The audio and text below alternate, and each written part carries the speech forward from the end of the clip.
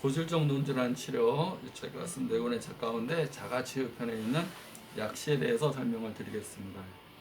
우리가 이제 약시는 선천적으로 눈에는 6개의 근육이 있는데 6개의 근육이 발달이 더디거나 근육을 움직이는 시신경의 발달이 잘 되지 않아서 시력이 잘 나오지 않는 걸 얘기합니다. 우리가 뭘 본다는 얘기는 상하 좌우 6개의 근육과 안구를 움직이는 6개의 근육과 그 근육을 주관하는 시신경이 제 역할을 잘 해야지 시력 발달이 정상적인 단계로 잘 될 수가 있습니다. 그래서 약시가 오게 되면 우리가 차폐운동요법이라는 걸 통해서 이쪽 눈은 좋은데 이쪽 눈이 안 좋으면 좋은 눈을 가리고 약한 눈을 자꾸 쓰게 되는 그런 운동법을 해줍니다.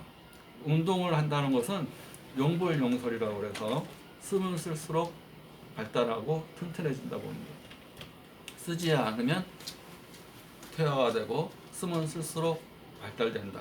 그것이 용불. 자꾸 사용을 하는 것이 발달한다. 근육과 신경을 쓰기 위해서 안구운동요법이 시력 개선에 많이 중요한데 특히 약시에는 필수적인 거다 보시면 됩니다. 우리가 이제 시력이라는 것은 초점이 여기를 우리가 외부에 들어오는 것이 눈의 유리체, 투명한 젤리가 차 있는 유리체를 통해서 그 유리체는 유리 같은 액체가 차 있어요. 눈 망막을 보호하고 젤리 모양의 액체가 눈 안에 가장 큰 부분을 차지하고 밤에 망막이 있는데 유리 같은 모양으로 눈 자체가 이 초점을 맺히게 되어 있습니다. 망막의 정중앙 황반부에 이렇게 맺히게 되면 정시가 되는 거고요. 자꾸 당겨서 맺히게 되면 근시가 되는 겁니다. 또 이 안구가 작아서 이 바깥쪽에 이 망막보다 바깥쪽에 맺히게 되면 원시가 되는 겁니다.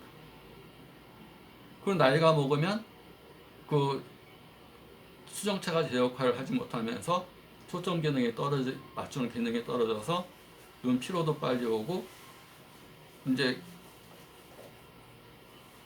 가까운 게 잘 안 보이는 그런 것이 되게 됩니다. 근데 약시는 신경과 근육이 발달되지 않아서 시력이 잘 나오지 않는 안경이나 이런 걸로 교정을 할 수가 없는 그런 것이 약시 상태다 보시면 됩니다.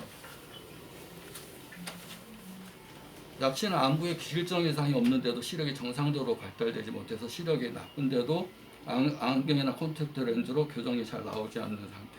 교정할 수 없는 거죠. 신경과 근육이 약한 것을 교정으로 통해서 내는 게 아니고 이건 신경과 근육을 강화시켜주는 한약과 함께 그런 운동요법을 같이 해주는 것이 굉장히 좋다고 보시면 됩니다. 시력표에서 양쪽 눈의 시력이 2줄 이상 차이가 있을 때 시력이 낮은 쪽을 약시라고 합니다. 눈은 독립적인 기관이 아닌 뇌와 서로 연결되며 눈을 통해서 들어오는 빛을 정기적인 신호로 바꾸고 시신경을 통해 뇌로 보내져서 물체를 인식하게 되는데 약시는 눈에 신경과 근육 발달이 잘 되지가 않으면서 시력이 발달되지 않거나 시력이 더 이상 좋아지지 않는 시력이 감소되는 증상을 말합니다.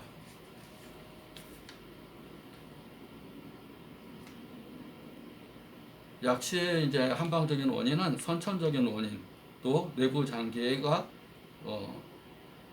영양 부족, 또 근육과 신경의 발달 저하, 또 그 증상이 약시가 나타나면 사시나 이런 것도 잘 나올 수 있어요. 사시는 한쪽 근육은 눈동자에 한쪽 근육은 힘이 세고 한쪽 근육이 힘이 약하면 힘이 센 쪽으로 눈이 자꾸 틀어지는 겁니다. 그래서 바깥쪽으로 당기게 되면 외사시, 안쪽으로 당기면 내사시, 위로 당기면 상사시, 밑으로 떨어지면 하사시, 또는 약시 사시가 됐다 안 됐다 그런 것을 간헐성 사시. 신경 쓰고 피곤하면 사시가 됐다가 또 평상시에 괜찮으면 정신, 사시가 되지 않는 상태. 그걸 간헐성 또는 신경성 사시라고 얘기를 합니다. 그런 것들이 약시인 분한테 훨씬 많이 올 수가 있고요. 또 나타나는 증상에 따라서 사시약시, 폐용약시, 굴절 이상 약시, 굴절 부동 약시, 기질 약시 구동약시 이런 걸로 구분을 해서 또 한쪽 눈에 이 약시가 오면 사시가 오기 쉬워서 약시와 사시를 같이 치료하고 꼭 그런 건 아니지만 약시와 사시를 동반하는 경우가 많고 또 시력저하를 같이 반드시 동반하는 경우가 굉장히 많기 때문에 그런 치료를 한약 치료와 침치료로 많이 접해야 한다 보시면 됩니다. 다음 시간에는 약시의 한방 치료, 한약 치료에 대해서 설명드리겠습니다.